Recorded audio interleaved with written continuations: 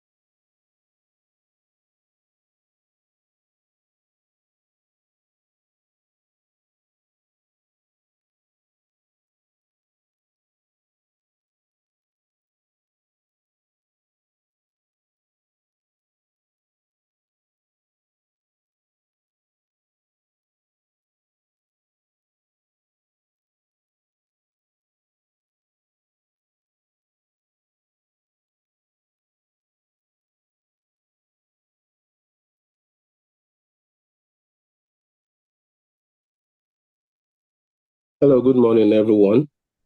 Could you kindly signify if you could hear me?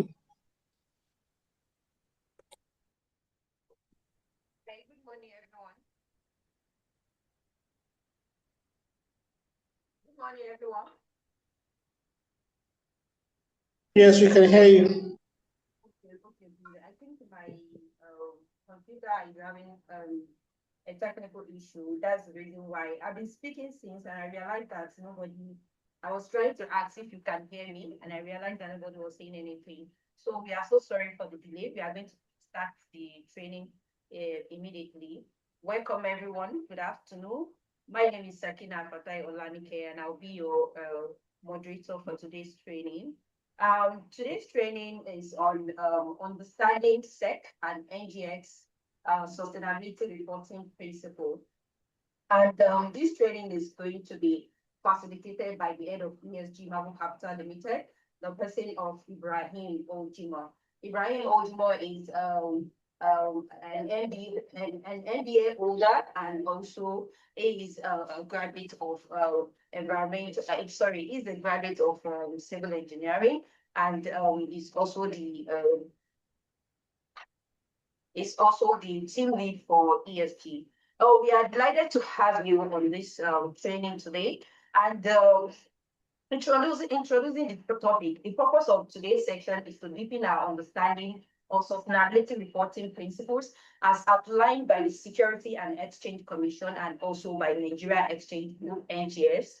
We will explore the reason why, what, and how of sustainability reporting, what it means for a company, and how it aligns with a global standard, and how it supports our strategic goals. So why this matters for organization is the fact that it enhances transparency, it improves investors' confidence, it also allows companies to align with regulatory requirements, it also strengthens ESG performance for businesses. As many of us know that sustainability reporting is becoming a critical part of corporate disclosure globally. We have local ESG compliance and standards, and we also have international ESG compliance and standard. For local ESG compliance and standard, we have in Nigeria, we have both the SEC and the NGX. And for international, we have the SASB, Sustainability Accounting Standard Board, the ISSB, the International Sustainability Standard Board, the IFRS, the International Financial Reporting Standard Board. We have the Global Reporting Initiatives. We have the CDP, which is the Carbon Disclosure Project. We have the Tax Force for Climate-related financial disclosure. We have the Nature Tax Force for Nature-related financial disclosure. Many of these, which are, I would say that the ESG landscape is really very dynamic. And of course, we have as an organization, we have to align with the local and international standard because of the growing interest of investors in ESG sustainability, and for organizations to have ESG reports to be sure that yes, they are doing the right thing, that they are addressing the three bottom lines for businesses, which is the people, the planet, and also the profit. To highlight the level of points that we have for SEC, SEC sustainability reporting seeks transparency in ESG disclosure from public listed companies. And also, the NGX also has a principle that help organizations to align with reporting with the global best practices. This framework supports stakeholders' trust and also create a long-term value for businesses. Before we begin the main presentation, let me briefly outline our agenda for today. We intend to look at the overview of SEC sustainability reporting principles, the NGS sustainability reporting framework, how this principle align with the global ESG standard, and also the best practice, or let me say case study, also question and answer from our audience. Thank you very much. From here, I'm going to hand it over to the head of ESG, who is going to kickstart the training. Thank you very much. Stay with us, and we are going to learn a lot. And please keep your question ready. So when we are done with the training, you are going to be asking the question. Thank you very much. Ibrahim, please, you can have the floor. Okay, thank you very much. You're welcome, everyone. Sakina, your voice is quite low. maybe you should check your audio settings so that when you speak next time, they will be able to hear very well. Yes, thank you very much for the beautiful introduction. And thank you for giving me another degree in civil engineering. Thank you very much. So I have my background degree in electrical and electronics engineering anyway. So specializing further detail in energy and systems engineering. So today we'll be looking at the SEC and NGX sustainability reporting principle. While I was putting up together the slides, I was just looking at how to within the hour run through this and also take your questions. I must confess this would be just like an introductory kind of background understanding because I'm certain I'm afraid the 1 hour might not be enough to go in to address all the principles for both NGX and SEC one after the other. But then this would be a very good background in terms of understanding what is even required of us as leaders working in this space, as organizations, and also positioning our organizations, our businesses for the not only impact and profit, but also to meet the regulatory requirements and regulatory framework that has been set by our regulators. And two of those regulators are the NGX and the Securities Exchange Commission. So Sakina, next slide. So as Sakina has said, I'll be looking at what is SEC sustainability disclosure guidelines. What are those for the NGX? We'll look at the logic, some of the things that the SEC and also NGX look for when we are reporting to them, and also we look to try to clarify expectations for some of us that we are participants coming from listed companies and also playing in the capital market, and also provide practical guidance for all of us in terms of sharing this slide and also taking your questions and providing further guidance on this matter. So why do we need to even disclose? Why do we need to disclose? We'll see that now there have been lots of talks around companies being sanctioned for greenwashing, stating what they've not done, just over bloating their books in terms of we've done this, we've done impact, we've impacted this, and by the time we spotlight their books and their operations are spotlighted, you see that they've done nothing, or they've done not what is not enough as stated by the regulatory bodies. I think I have to share my page so that it makes it so by the regulatory bodies.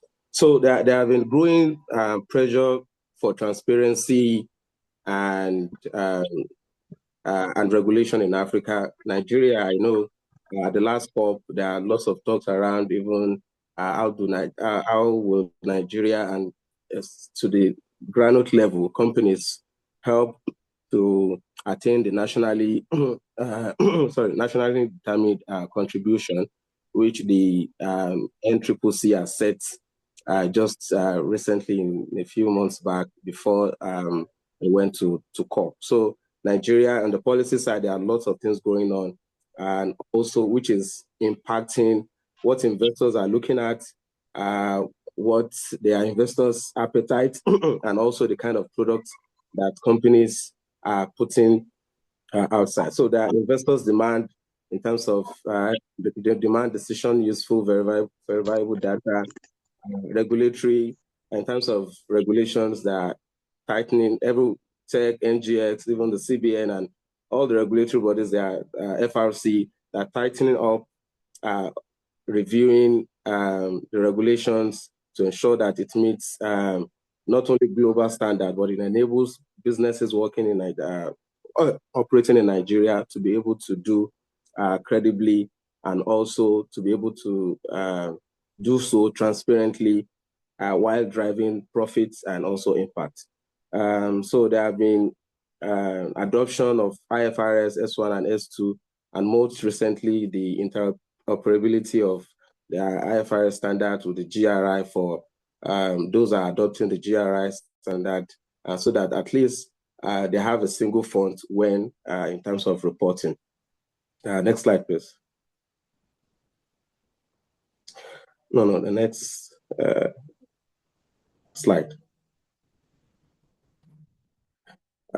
So one of the challenges we face in terms of reporting, ESG, sustainability, and you see a lot of companies we see, let me not just say this is something that is obvious. Most companies see ESG as a cost. So I've had conversations where companies say, we have to tie any ESG costs to, what is it called? To maybe when we're getting funding before we could do this. So because ESG, the impact of ESG or of the whole, let's do this to be able to ensure that we report well, we do this, and mostly not short term, they are long term. And like we say it's a marathon and not a sprint. So it's not like ESG is a destination, it's a journey. So we continue to grow, to adapt to the changes in the environment, in the business space, and in our locality. So we see lots of trends going on, and why this matter, we see in terms of capital attraction, investors now, according to statistics, allocate over $40 trillion to ESG aligned portfolios. We see infrastructures in terms of even products that have been churned out, risk management, companies with strong ESG practices and transparent reporting show 20 to 30% lower risk exposure. When we look at ESG, is mainly about creating value and then protecting that value, because you need to protect whatever you are putting your finances in for the long term. You don't want to invest or put your money in things that would, for example, God forbid, the coastal line will just, the water at the coastal line will come and just wipe off businesses worth trillions of naira and the like. So all these metrics, all this disclosure, they are helping businesses to stand firm, to be able to do business sustainably in terms of long term, not only for the shareholders, but also even for the environment in terms of their own impact in carrying out their businesses. So transparent ESG reporting positions organizations for regulatory compliance, investor confidence, and long-term competitiveness. So some of the gaps we have in Nigeria, we have a lot of times, what most organizations report, or I would say some organizations report, are just CSR initiatives. They do CSR, and CSR is branded as, oh, we've done ESG, we donated this to schools, which is, CSR is just like a function of ESG. So, lots of word without metrics, without data to show for it. So we've weak governance disclosures, and that is why the FRC, they are doing lots of reviews, and also they could just, trying to look at the governance of organizations, whether it is solid proof. So non-aligned risk management sections, lack of board accountability, data inconsistencies across reports. So these are some of the challenges in terms of reporting, the reporting gaps we have in Nigeria. So now let's just quickly move on to the SEC sustainability disclosure guidelines. Sakina, next slide, please.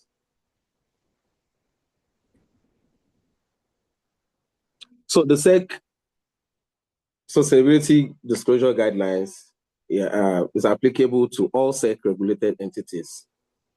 So if you are regulated, if your business is regulated by SEC, then you are bound by that those disclosures that are expected of you to submit at the end of your financial time, or when SEC when they require you to submit those disclosures. So it encourages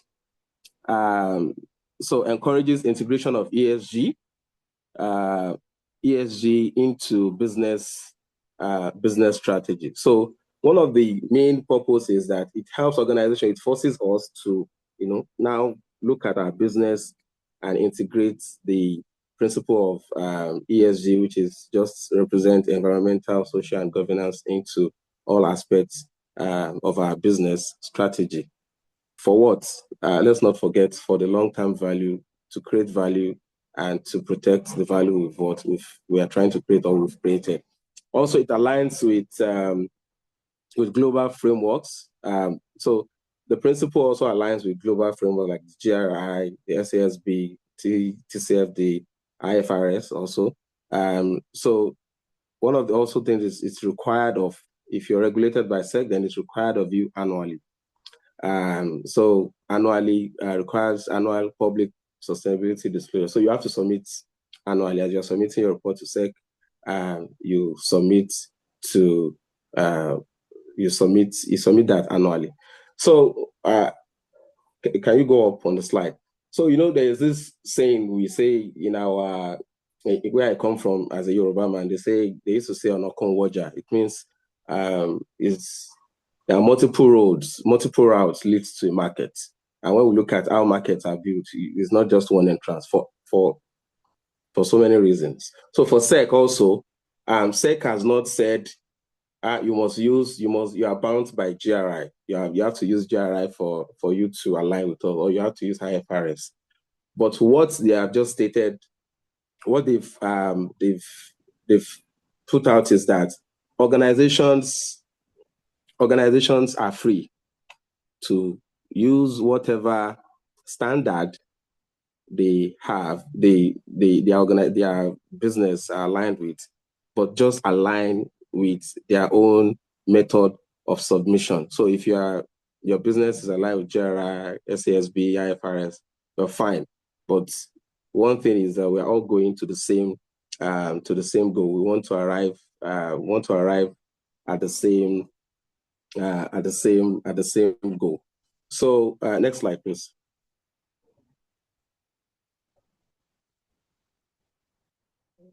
Sakina, next slide.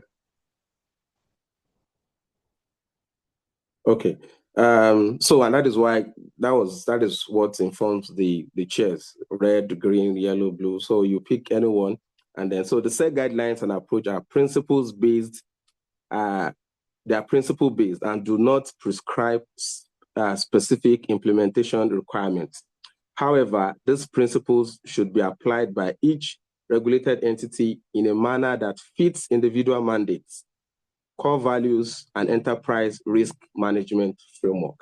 So after we know you are in this sector, perhaps you are in the financial sector, or you are in the FMCG sector, or you're in oil and gas sector, you align whatever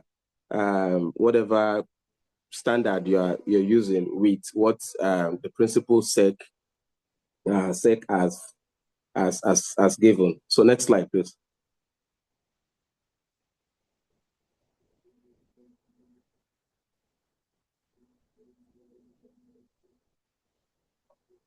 Is that what it's showing? Okay, yeah. So SEC has given us more like 3 fundamental pathway to do. So the first one is establish the standards you have to establish a standard for the organization and be committed to it. So most of the time we jump the gun. We jump the gun is organization starts, they just want to, maybe there are some funding they are targeting, and they just want to, do some caricature, we are doing ESG, and they leave the first thing they are supposed to do, which is their look at their materiality assessment, which will inform what kind of governance structure, what kind of operational standard and review they would do, their what is their sustainability and how they relate with vendors and how they protect their staff in terms of the diversity, what is their employment policy, and all those policies that relate with all the factors of ESG, the social side, the governance side, and the E side. So regulated entities are to set the pace for the integration of the principles into the organizational culture, such as the board, such that the board and management are committed to sustainable finance and ensuring successful implementation. So the entity's commitment to these principles should be demonstrated through policies and decisions, and also ensure that their supervised organizations do the same. So you have this policy, your vendors. There are some organizations, if you want, before you pass through them to become a vendor, you have to agree to their policies. They will not onboard you if you do not agree, or if you do not agree to, this is how we run our policies, because anything you do while they fund you as a vendor to carry out some services for them also affects their own reporting. So they want to ensure that they are not creating a loophole from your own side while you are carrying out some activities for them. A very quick example is, for example, we need lithium to make batteries. So if, as an organization, we're making batteries, but our vendor, where we are sourcing the lithium from, they are using child labor. They are using child labor to extract the lithium from the earth. Then that will also impact our own reporting, and even investors might decide not to come to us for our product or to invest in us, because we are enabling indirectly some habits or some standards that are not that are forbidden or not in line with what the policy and regulators are looking for. So secondly is that you have to establish sustainable operations approach towards all those policies that that have been created, and also ensure proper reporting. Because if there's no reporting, it's like there's nothing. So these are some of the standards the framework that different organizations, depending on their services or the industry they play in, uses. So STEC is rallying everyone up towards the goal, which is sustainable reporting, based on the principles they've set. The next slide, please.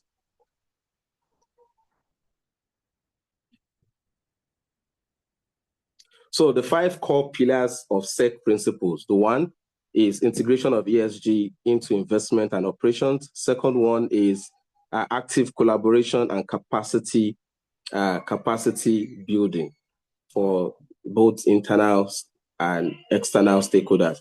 Thirdly is financing for sustainable development. The fourth one is respect for human rights, gender, and inclusion. That is where the S part of the ESG comes in, that address all these policies around gender discrimination, whistleblowing. Some of them the sync in terms of some you find them in governance, also you find them in some in the S side, like whistleblowing policy. The governance has to have very strong governance backing, and also enshrined from in the policy and also in the implementation from on the S side. So the 5th principle is transparency through reporting and and disclosures. So this is the 5 principles, core pillars that the SEC wants us to report on. The next slide, please.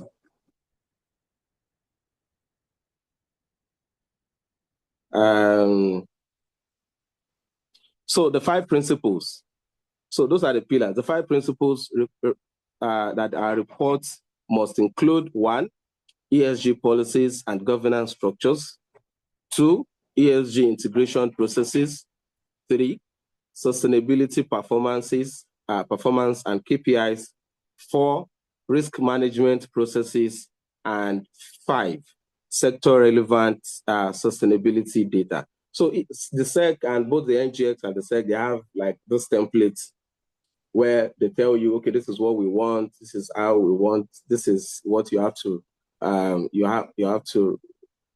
submit to us when you are reporting to us, so as not to have fragmented reporting. So all businesses, regardless of what industry you have, you report based on these 5 principles.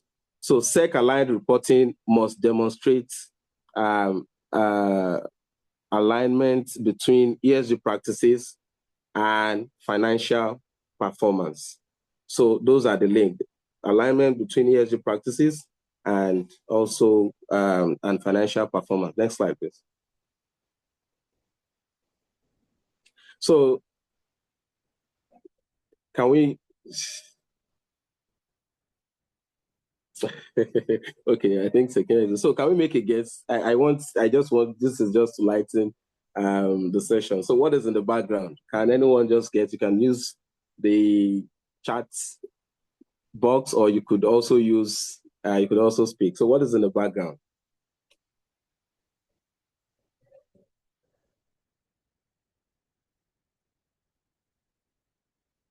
Anyone? I've not seen what is in the background. Someone, okay.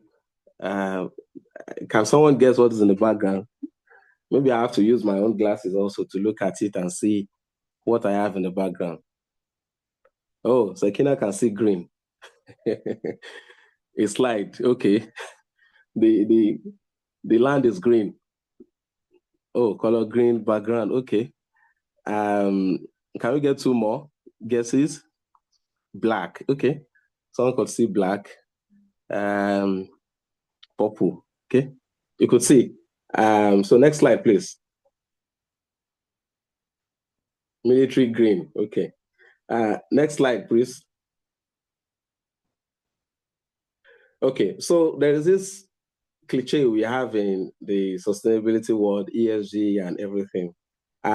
What is in the background is just this log of timber from the forest that has been cut and then placed by the side, and then you could see sunshine. So just as sunlight is the best disinfectant, transparent disclosure is the best driver of accountability. And that is what all this SEC, NGX, and GRI, that is what they are driving at. Because if our businesses were not reporting on our operations and our impact on the environment, how we're making, even the profit we say we are making, all our revenue, then there will be imbalance.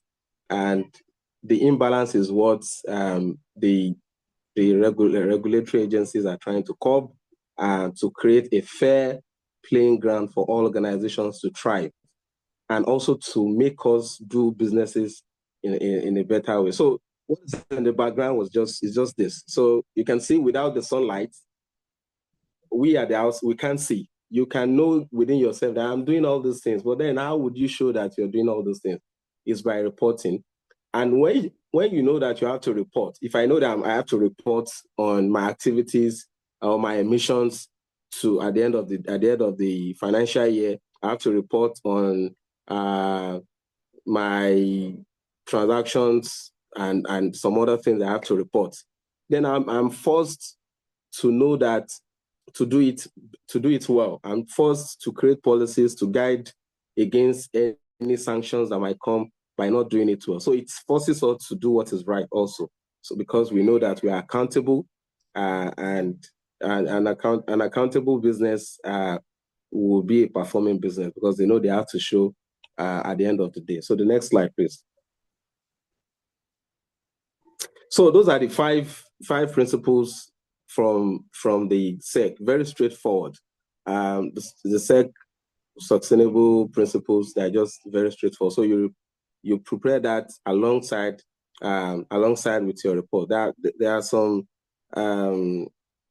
similarities between the SEC and the NGX, and we're going there. So the NGX, on the other hand, they have a very a unified structure for sustainability disclosures.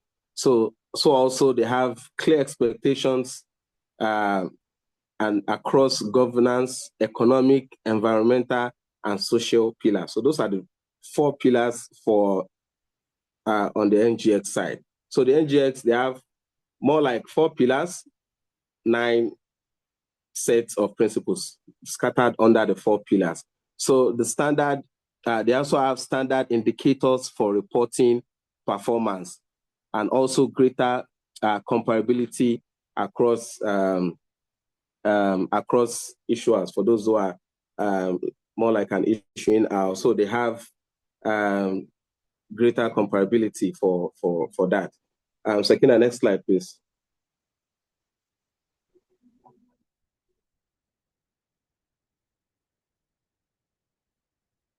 Okay, so these are the 4 pillars. Governance. So when we are reporting to NGX, we are reporting across governance, across economic, empowerment, and social pillars. So more like G's, GEES, governance, economic, environmental, and the social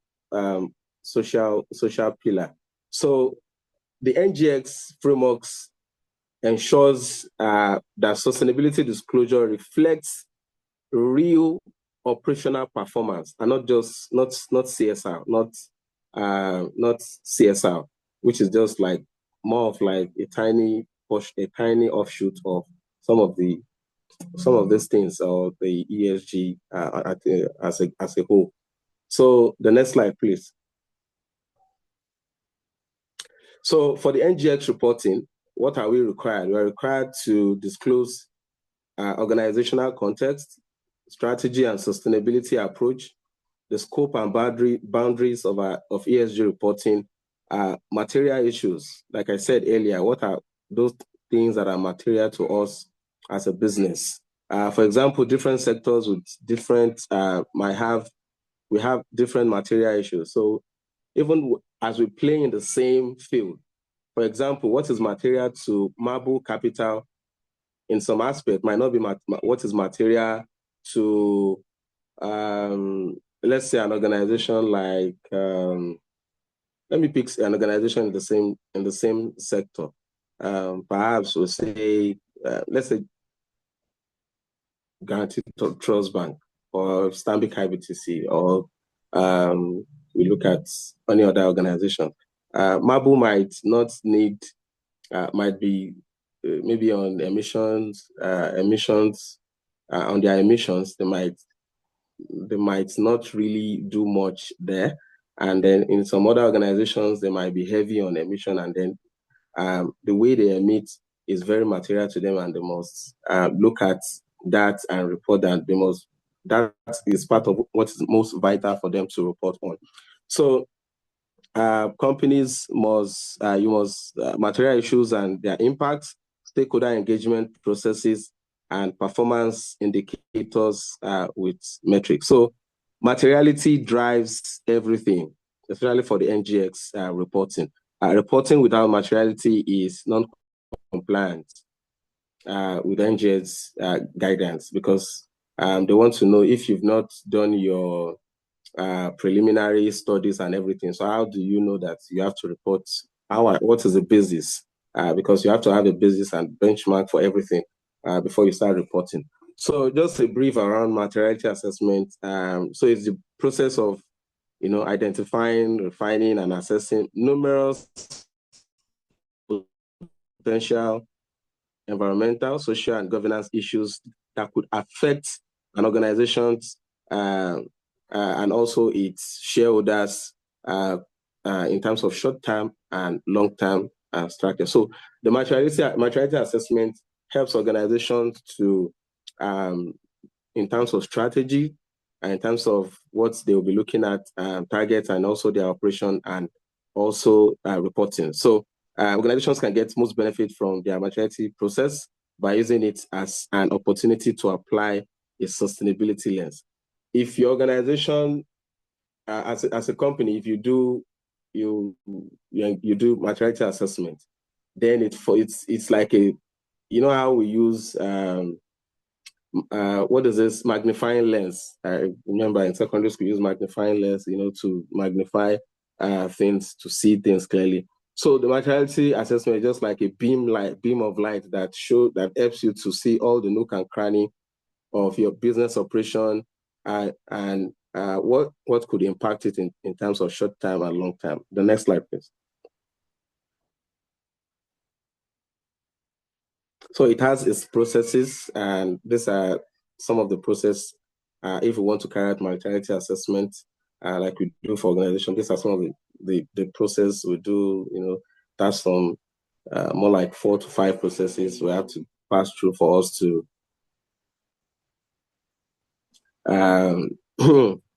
we have to pass through. Okay, we'll take on questions as we proceed. I think let us just pass through this. Okay, the next slide, please.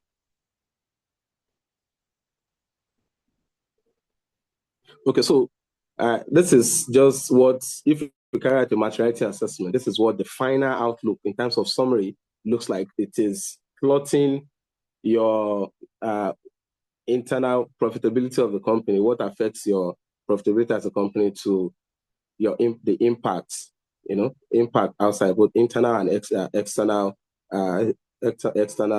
impact in terms of profitability, and then in terms of impact. There you will now see more like a 2-plot scatter plot. What is high risk to you, what is low risk, what is medium risk, what is most important for you to tackle now. And then also that informs some of the SDGs you'll be choosing as a company. Okay, out of the 17 SDGs, Sustainable Development Goals, based on our materiality assessment, based on our mission and vision, based on this thing at long term and short term, we've been able to assess through our materiality assessment. These are the issues we would be focusing on. And that also informs how you do your CSR. So if, for example, you are reporting to NGX and you say, we are doing CSR, we distribute, let's say we distribute textbooks to secondary schools in our area. Yes, it's fine. It's good to do good to the area, but then it will carry more substance if you could tie that to your materiality assessment, or you could tie that based on our operation and this, we are carrying out this CSR. The next slide. So we said there are 4 pillars, and these 4 pillars, we have nine disclosure principles that are scattered across it. So the first one, in terms of NGX key performance indicators, which is the governance indicators. Key governance disclosures must include board ESG oversight, anti-corruption measures. What are the anti-corruption measures? Code of conduct of compliance, whistleblowing performance. So the NGX expects evidence of governance effectiveness, not just policy statements. Investors look for transparency around board actions, accountability, and ethics. So, for example, we look at, let's just take Paystack, for example, and some of the issues that are going on around, that went around one of their board members, and also the co-founder. So investors are looking at what are your organizations doing in terms of, okay, these are issues that come, especially when it even pertains to people at the executive level. Are your policies just policies for policy's sake, or they are effective in terms of implementation and execution? The next slide, please. So we have the environmental indicators, which also want to, there are questions around your energy consumption as a business, the emissions, scope 1, your direct emissions, scope 1 and 2, scope 3. Also, you have to, state how you, what are your emissions like in terms of your maybe energy emissions, in terms of the generators you're using, your commuting emissions. You have staff that fly, they fly for training, go here and there, your operations like that. So what are your emissions?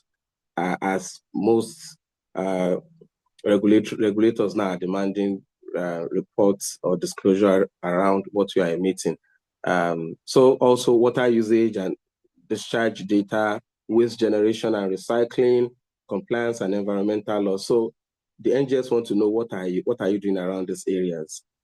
Some you might be big on some and not big on some, but then at least by the time you disclose and share what you are doing in this area, how it impacts your business and also your environment, then it helps you to do better, and also helps the regulator to adjust, even in terms of maybe reviewing their regulations, because this also helps them to review if some of their policies around what you should report is even substantial. So from time to time, they also review their regulations. The next slide, please. So we've talked about the governance side, the environmental side, then we have the social and economic indicators.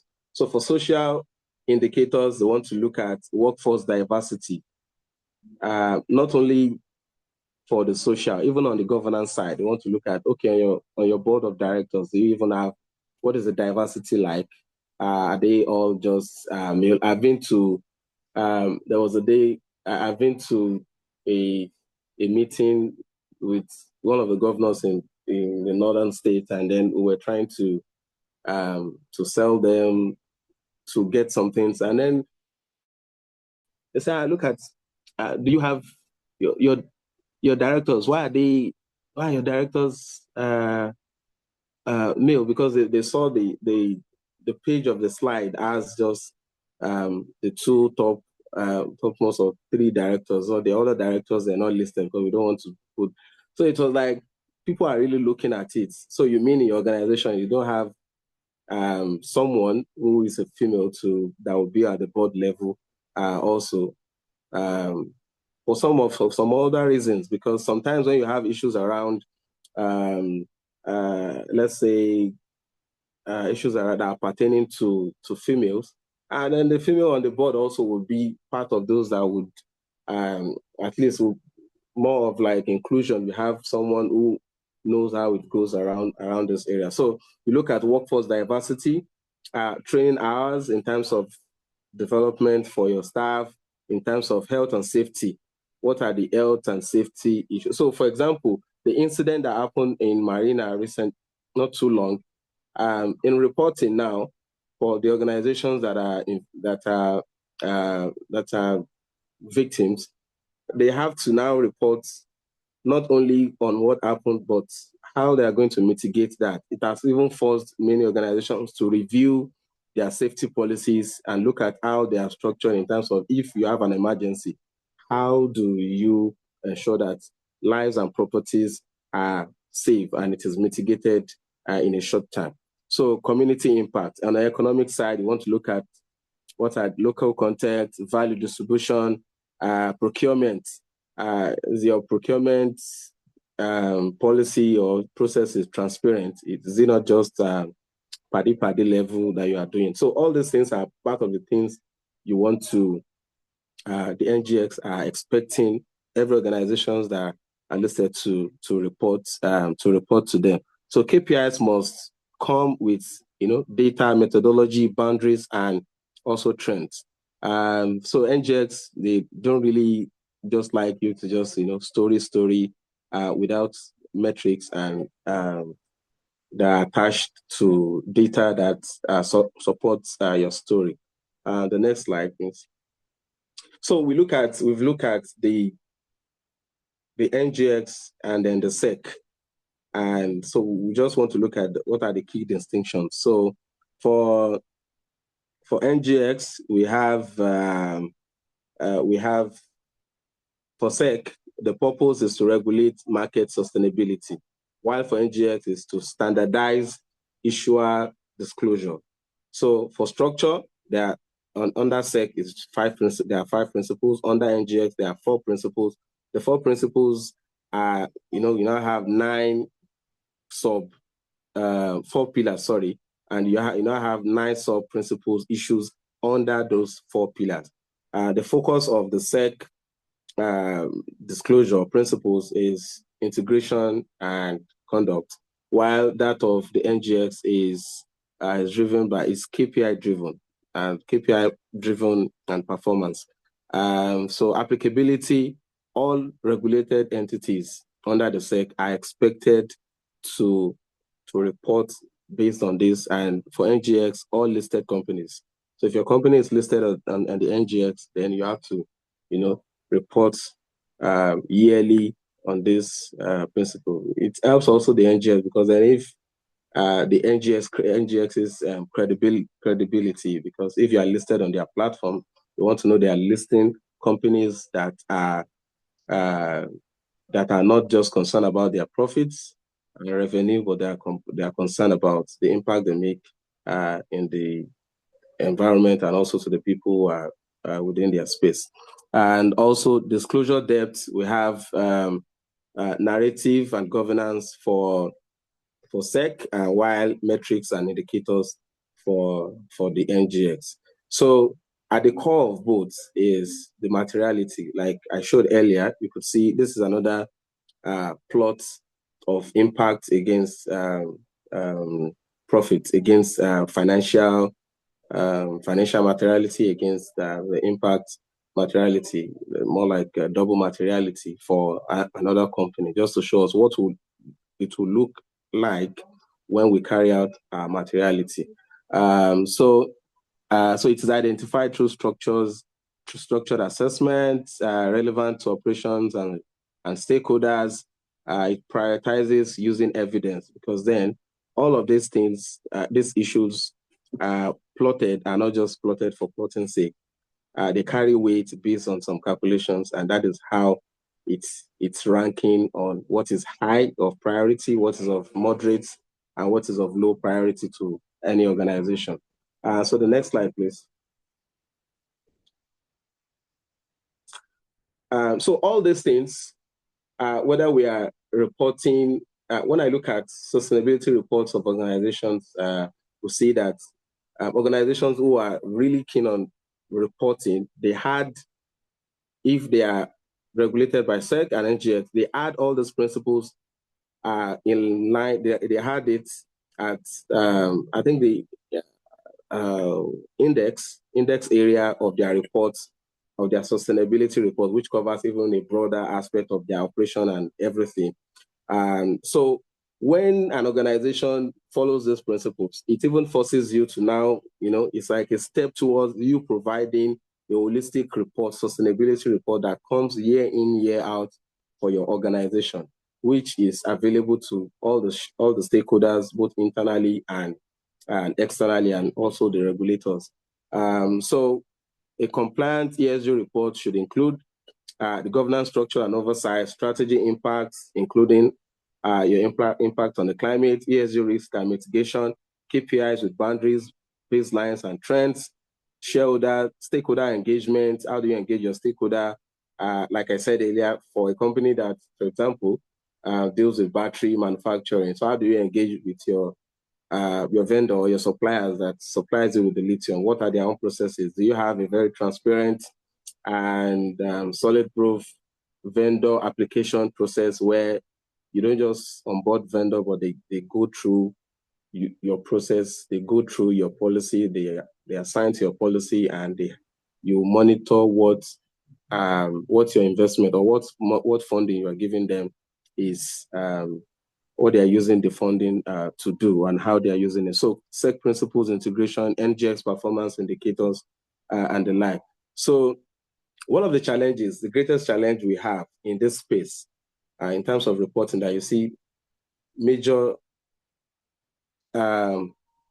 organizations do not what is it called? They don't even know, they don't have data. So data is one of the key problems that faces most businesses and organizations, that that make them not to report, uh, not to report, um, not to report. Okay, I've been getting that my time is going. Okay, all right. So we have issues around how do we even calculate our emissions? Do we, if you can't calculate if you don't take data. So what is your electricity user? Do you know the amount of electricity your organization is consuming? Do you know how many staff do you have? How many are male? How many are females? What is your um, what is your finances like? What kind of businesses do you find? So all this data have to be there for an organizations to be able to work seamlessly for to get this their sustainability report, or to report to SEC, or to report to the NGX. So sometimes an organization is doing fantastic, but then they don't collect this data. And when it's time for reporting, it's very hard to report when you don't even collect the data. You can't analyze what you don't have. So data is very important. Next slide, please. So we just round up on this. So what is good data? I think clear materiality, transparent governance, year to year. Next slide, please. Okay, so the common pitfalls: CSR instead of ESG. Most organizations do CSR, and the time it's ESG. CSR is just a micro section of ESG. No metrics, or they have weak KPIs, vague governance, incomplete, or changing boundaries, no climate. These are some of the issues. Next slide, please. So practical reporting checklists. So one, we understand you have to understand the NGS indicators and Security Exchange Commission principle. Conduct materiality assessment. It's very important for every organization. We're going into 2026. If you don't have a materiality assessment conducted in the last 2 years, please try as much as possible to do one for your organization. It helps a lot. It gives you option on even the strategy, how to move, and what is material to you, what changes is going on within and outside of your organization and in your industry. So please, it is very, very important. Set boundaries and establish ESG data, set boundaries. So all this that comes after the materiality assessment. The materiality assessment helps you to helps all this that comes after it to be easy for you to now set, because now you have a broader perspective of your business, the environment, and the industry you're working. So the next slide, please. So the next phase of corporate leadership will be shaped by transparency, and yes, ESG reporting is now the language of trust, so that is what is in vogue now. Not only in vogue for vogue's sake, but what is in vogue for the basis of profitability and for the basis of impact. So thank you very much. I would be taking a few questions now. And just after this session, we'll be sharing the slide also. There's a kind of quick fact sheet. We'll be sharing some materials that helps you to now look at, okay, what are we doing in 2026? How do we want to ensure that we report well to SEC if we are listed, we are regulated by SEC, and also if we are listed on the with the NGX. Thank you very much. Wow, that was a full course, Brian. Thank you so much for that wonderful presentation. Thank you very much, Brian, for wonderful presentation. We really appreciate this. It's a whole lot, trust me. And we appreciate your expertise and clarity. Yeah, I'm going to be doing a very quick summary of what we have learned so far in this training. Please confirm if you can hear me, because the last time I think somebody complained that they could not hear me. Please confirm if you can hear me, please. I can hear you, Second. If you can hear me, can you hear me speaking? Yes, Sekinat, we can hear you. Yeah, you're sounding a bit far from your microphone. Thank you very much. Thank you very much. Okay, for getting the summary of what we have learned so far, Ibrahim, you have mentioned that sustainability reporting is now essential for transparency and investors' confidence. He also mentioned that SEC and NGX provide the main framework guiding ESG reporting in Nigeria as the local ESG reporting standard. He also mentioned that SEC guidelines are now principle-based and focus on integrating ESG into strategy.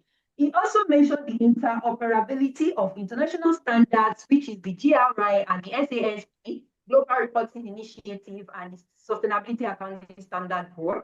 He also mentioned sustainability reporting is now essential for transparency. He also mentioned that NGS guideline is of five different principles, and NGS is 4 principles with 9 sub-principles, 4 pillars with 9 sub-principles, and SEC has 5 core principles, which involve the human rights, transparency, ESG integrations, collaboration, and sustainable finance. He also mentioned that all SEC regulatory entities must report annually on ESG performance starting from 2026. So if you don't have ESG decks, please kindly work on it quickly. He also mentioned that companies must disclose materiality issues and how they impact their operations. He mentioned how important materiality is, which he also mentioned that materiality differs depending on sectors. What is material to you as a financial institution is different from what is material to me as a capital market operator.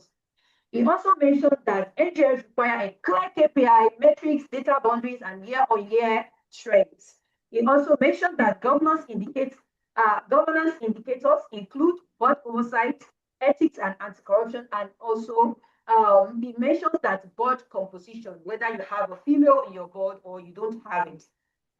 He also mentioned that environmental indicators include emission, that is carbon emission. He mentioned energy uses, water, and waste, which is very important for reporting as for an organization.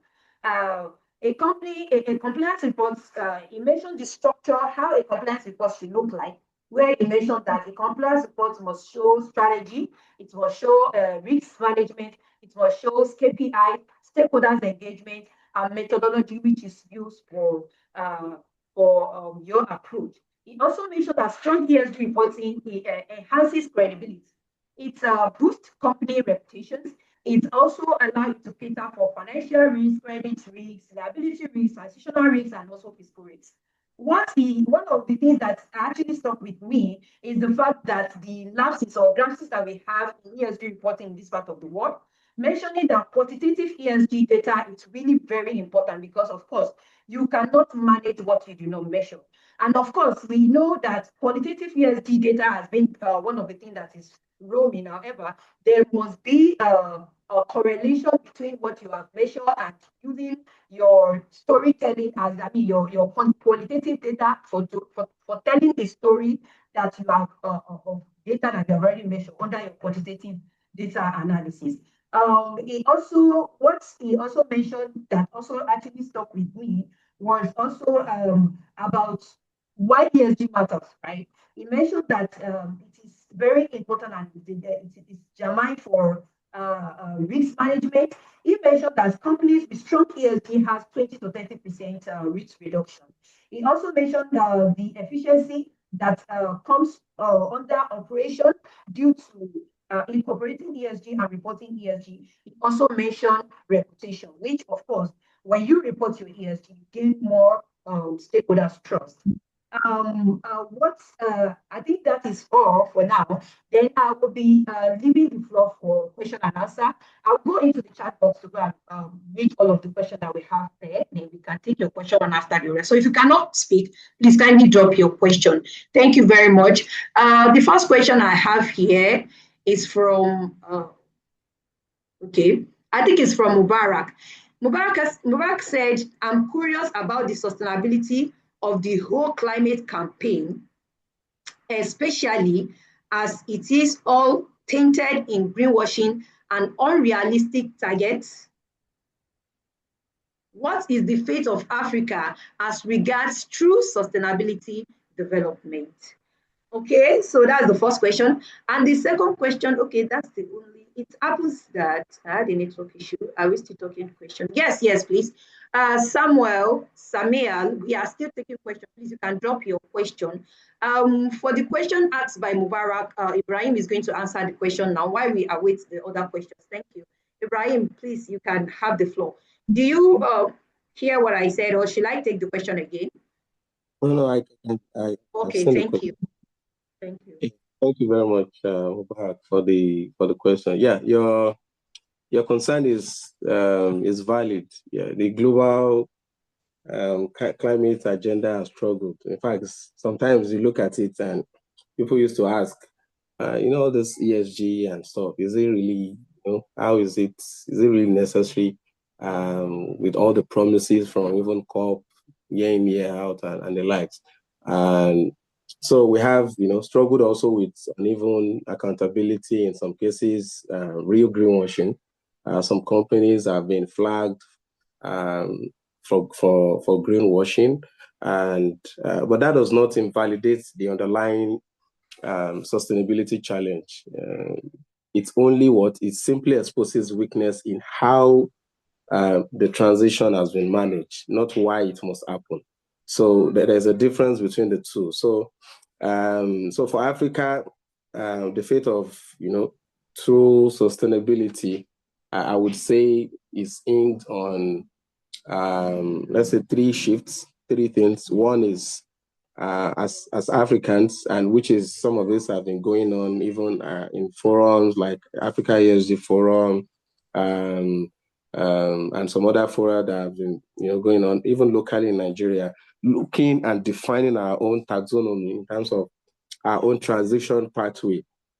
While we want to align with global best practices, global framework, there has also been calls and also like effective move to look at what really aligns with Africa in terms of transition, and also not just us importing unrealistic targets. For example, the Africa emission, our emission is just less than 4%, the whole Africa, and then in terms of emission, global emission contribution.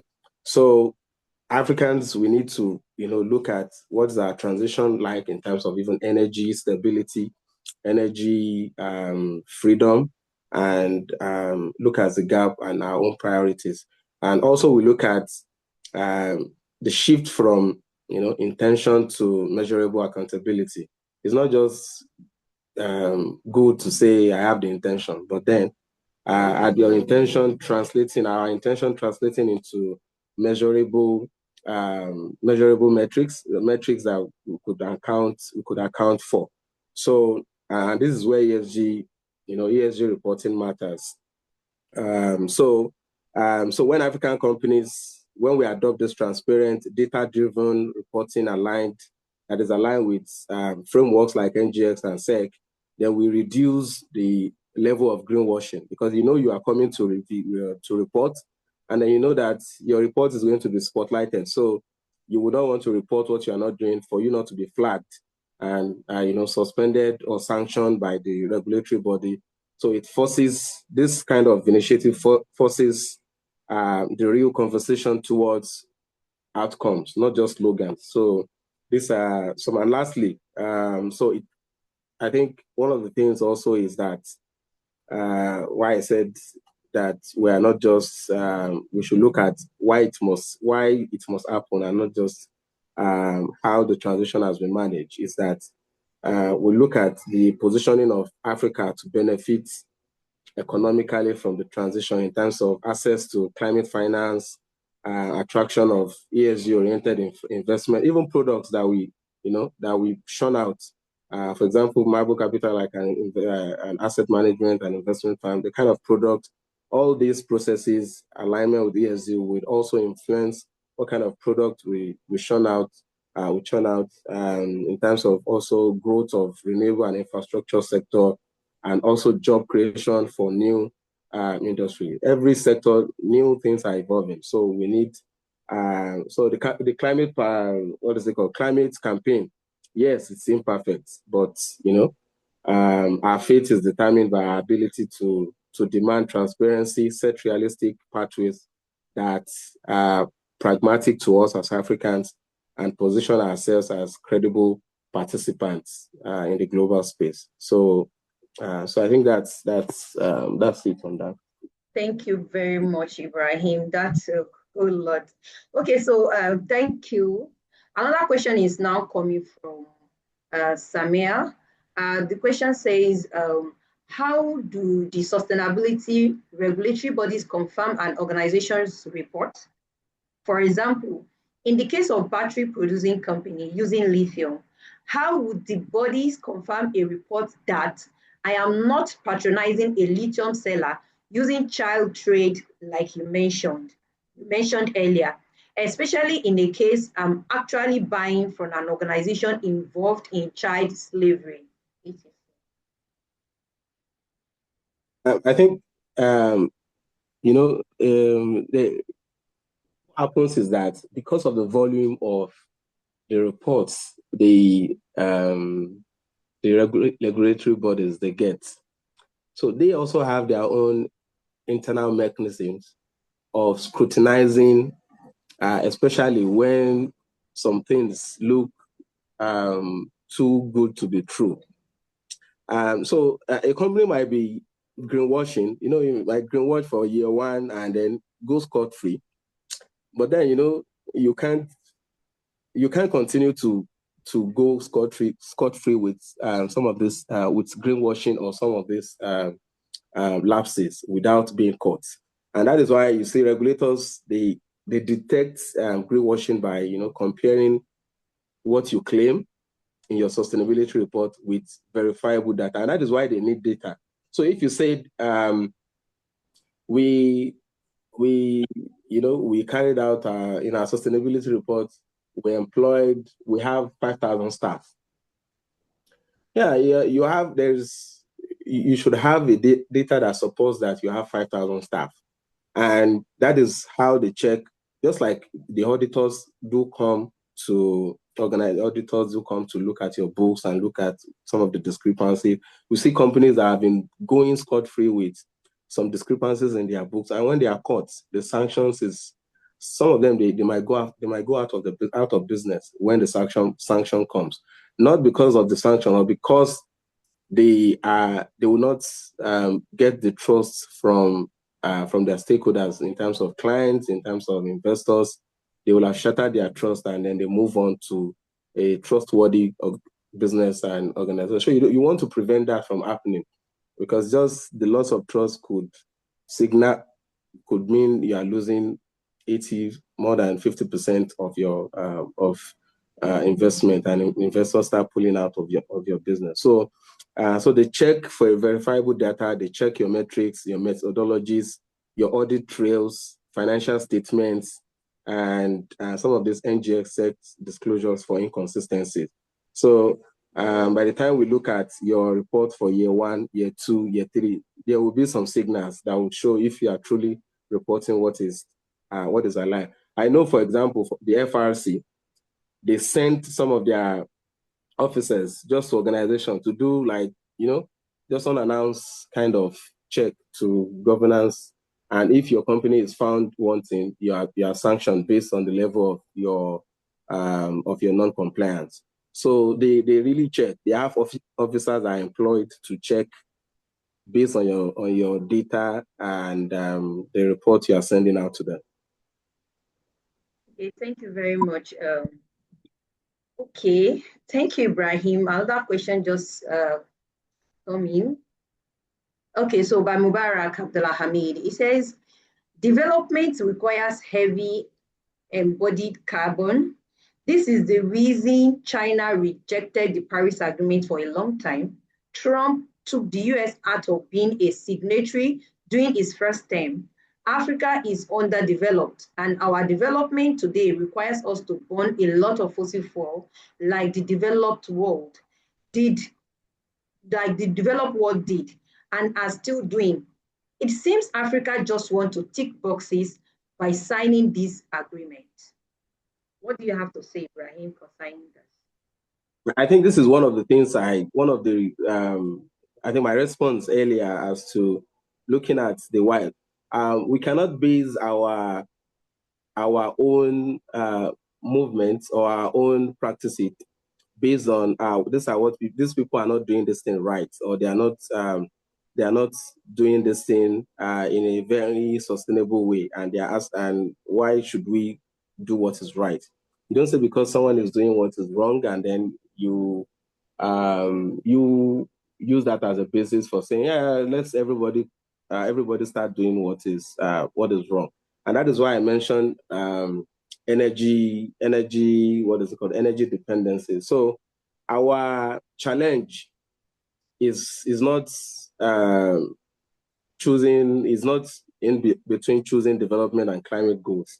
It's ensuring that global agreement recognize our right to industrialize while using transparent ESG reporting to secure the finance and flexibility needed for a fair and realistic transition. So I know for example, when Russia and Ukraine war started, and Germany, I think Germany specifically, they moved back to coal to generate.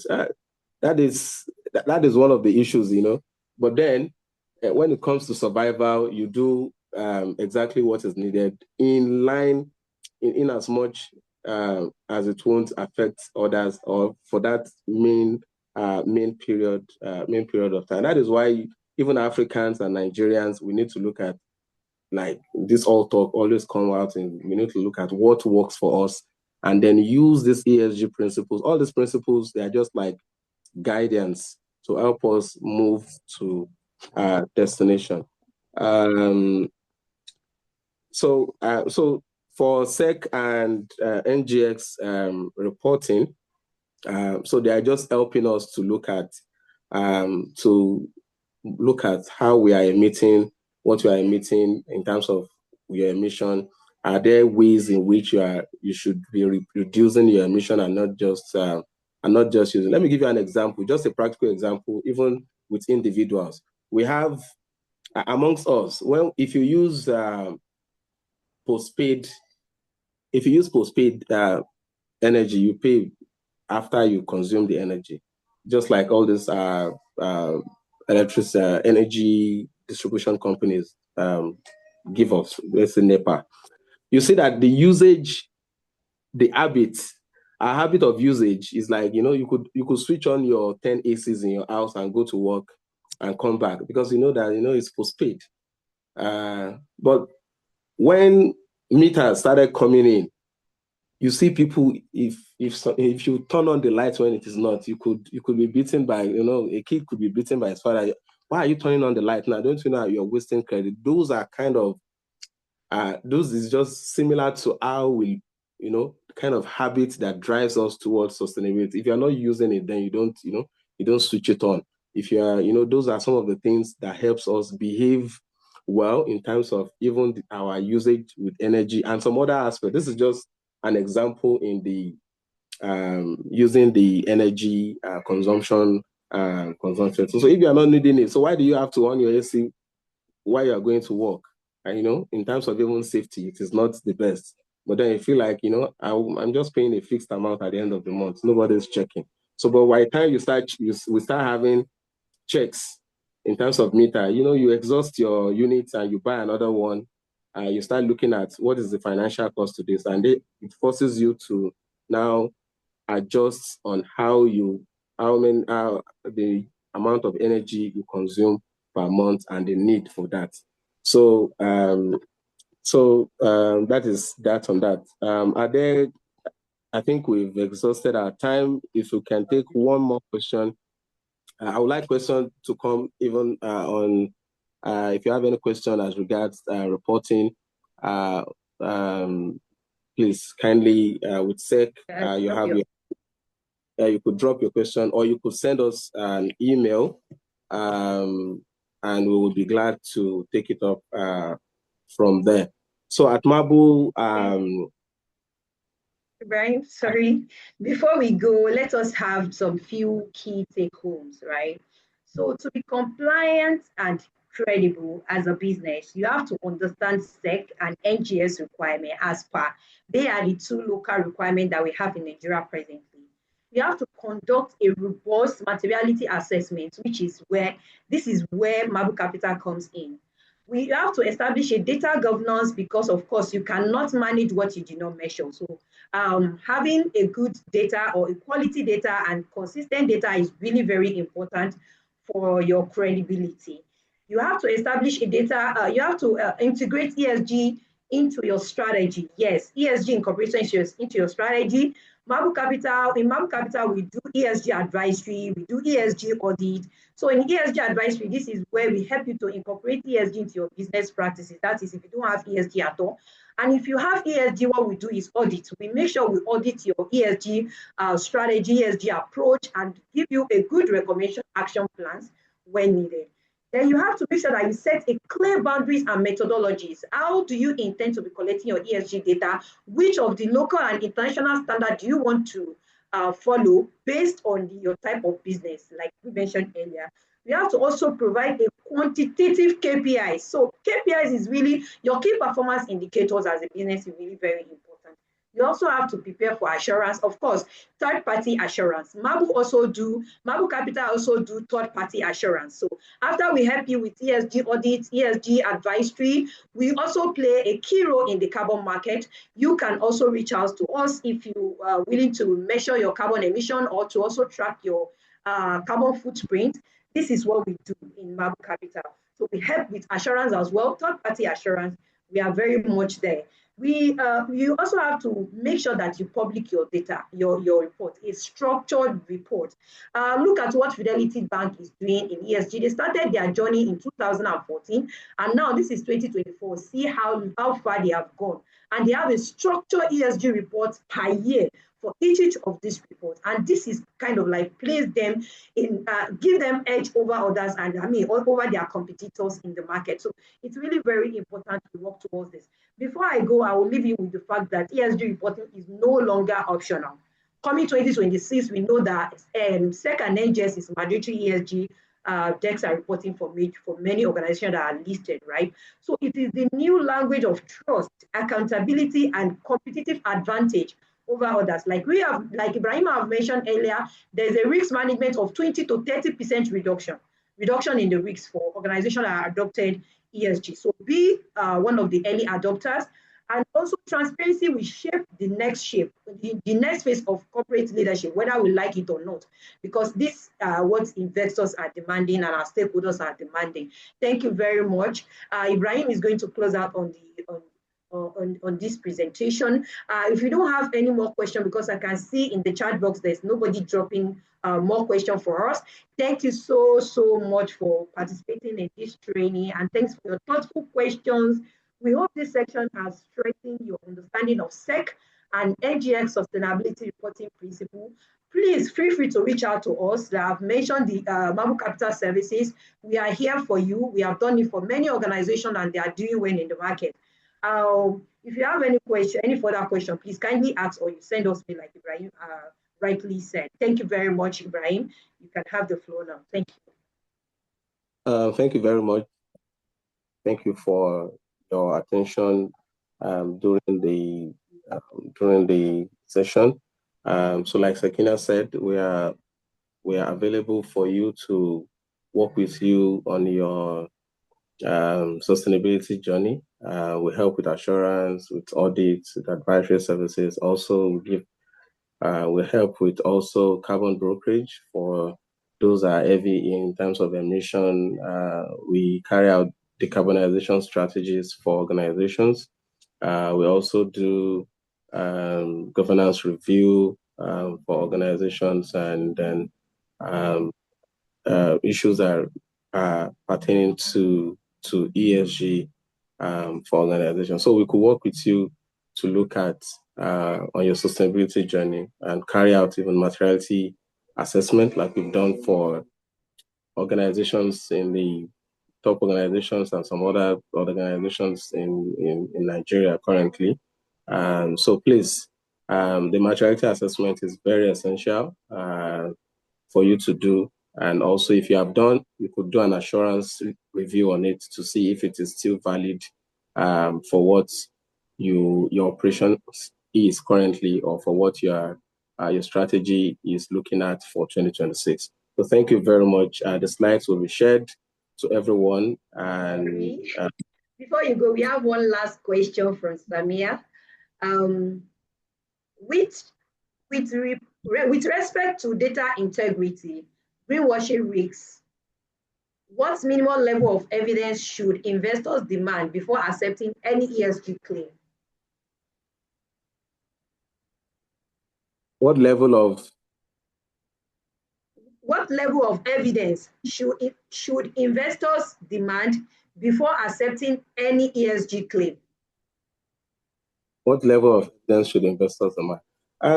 For an investor, what we have is public disclosure from companies. So, for example, if an investor is trying to put his money or commit to a company, they look at they do their own due diligence in terms of looking at their books. If you go online, for example, all the companies that are listed on the NGX or SEC, they have their sustainability. I'm sure they have their sustainability report, or they have their financial reviews and some other reports that shows that, okay, this is what they are doing, this is their profitability. Okay, aside the profitability side, what are some of the things they are doing in terms of impact for the organization? So you see that is why even the NGX and the SEC are making it, turning it towards compliance for organizations to report on that, and not just their financial report. So, for example, if you as an investor, you look at most investors, the basis is they want to look at the profitability, and yes, with the operations, in what way are these organizations operating. For example, for someone that is heavy on ethical investment, you want to look at, okay, this organization, what are they doing? Oh, they are doing gambling. They are putting their money in gambling, so I don't want to invest in that. So some of those reports are what you now look at. Where are your money going? If you put money in this business, where is it going to? And these are some of the things that gives you the confidence that, okay, this company, they've stated that they are doing this. Their reports is showing that they are doing this. They are also reporting to the regulators, because if they are reporting to the regulators, that means someone is checking.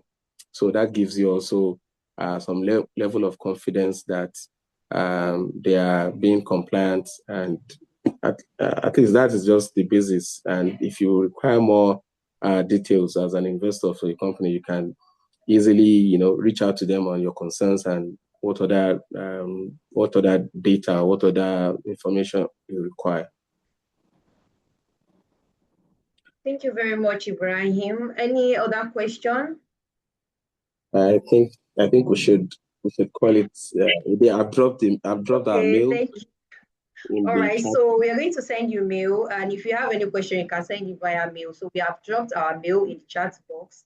Kindly reach out to us if you need any of our services. Thank you so much. Thanks for your active participation. We'll see you next time. This will be the end of, we have come to the end of the training, and I hope you've gained one or two. Thank you so much. Enjoy the rest of your day. Bye. Bye, everyone. Thank you very much. Bye.